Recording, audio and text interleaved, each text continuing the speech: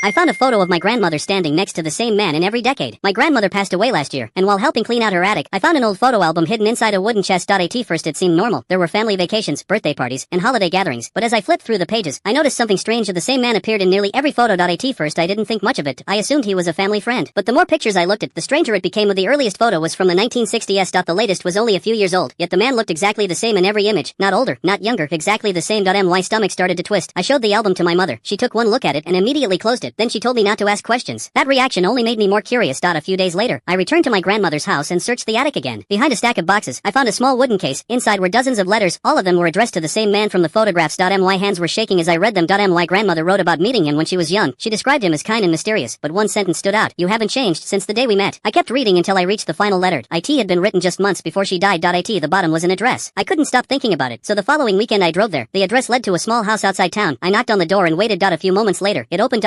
My heart nearly stopped. The man from the photographs was standing right in front of me. He looked exactly the same as he did in every picture. He smiled and said, "I was wondering when someone from your family would finally come." Then he invited me inside. On the wall was a photograph of him and my grandmother together. I looked at the date written on the back and felt my blood run cold. The photo had been taken in 1931.